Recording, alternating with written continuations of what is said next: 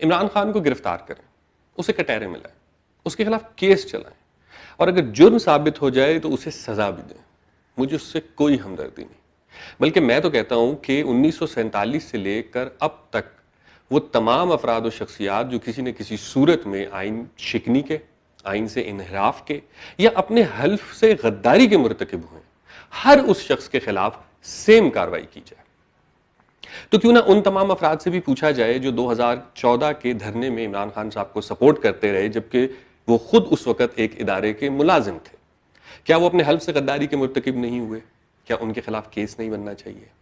یا ان تمام افراد کے خلاف کیس نہیں بننا چاہیے جنہوں نے مارشل لا لگائے، سیدھا سیدھا آئین ہی توڑ دیا، منتخب حکومتیں برطرف کر دیں، ان کے خلاف یہ کارروائی نہ کی جائے؟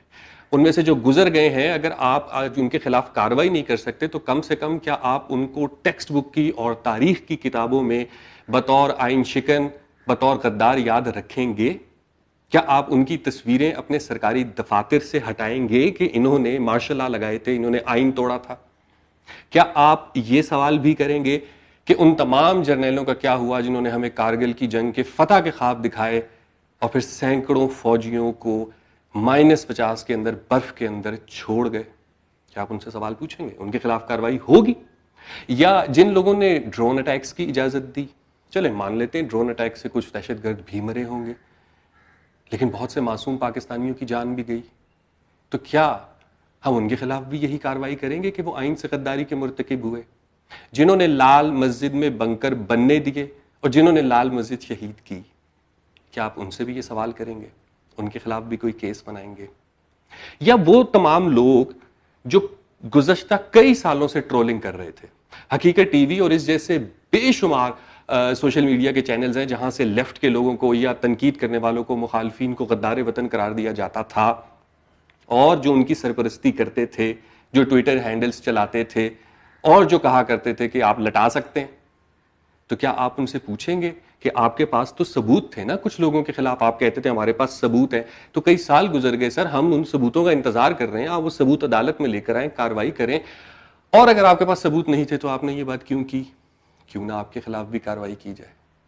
ہم کب تک ایک ہی فلم، ایک ہی کہانی بار بار دیکھتے رہیں گے کہ پہلے ایک شخص اسٹیبلشمنٹ کے تعاون سے وزیر اعظم بنتا ہے اور اس کے بعد پھانسی کے تختے تک پہنچتا ہے، پھر ایک شخص دوبارہ اسٹیبلشمنٹ کے تعاون سے وزیر اعظم بنتا ہے، اسے تو 2/3 اکثریت مل جاتی ہے اور اس کا انجام تا عمر نااہلی پہ ختم ہوتا ہے.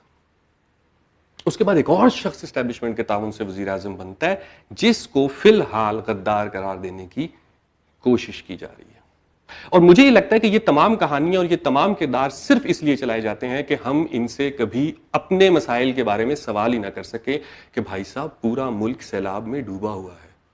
بلوچستان کا باقی صوبوں سے تو کیا، خود بلوچستان کے شہروں کا ایک دوسرے شہروں سے رابطہ ٹوٹا ہوا ہے. کیا کیا آپ نے اس کا؟ اس وقت جو ملک کی اکانومی چل رہی ہے، کیا کیا آپ نے اس کا؟ غریب کی زندگی کے بارے میں کچھ آپ کو احساس ہے کہ پیٹرول کہاں جا چکا ہے؟ بیسک نیسیسٹیز کی چیزیں کہاں جا چکی ہیں؟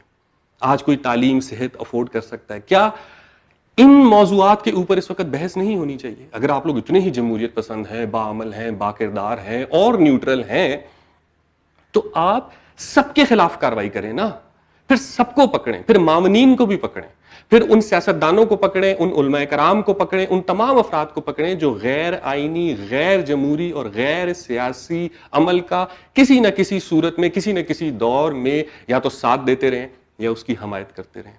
یا تو پھر اس طریقے کی ہم ایک پوری کارروائی دیکھیں نا. تنقید کا گلا گھونٹنے سے اداروں میں استحکام نہیں آئے گا. یہ جو لوگ کہتے ہیں نا کہ تنقید کر کے آپ ڈی مورلائز کر رہے ہیں ادارے کو، تو اگر آپ کے ادارے میں خرابی ہے، اگر آپ کے ادارے میں کچھ ایسے لوگ ہیں جو خرابی کے مرتکب ہو رہے ہیں، تو آپ وہ خرابی دور کریں نا. جب ہم تنقید کریں یا نہ کریں، وہ خرابی تو وہیں کی وہیں ہے. آپ کو بھی تو ایک بار سوچنا ہوگا کہ 70 سال سے آپ کے اداروں میں کیا ٹریننگ دی جا رہی ہے، کیا مواد پڑھایا جا رہا ہے، کیا مسئلہ ہے کہ ہر 6 سال بعد ایک آئین شکن وہاں سے نکل آتا ہے.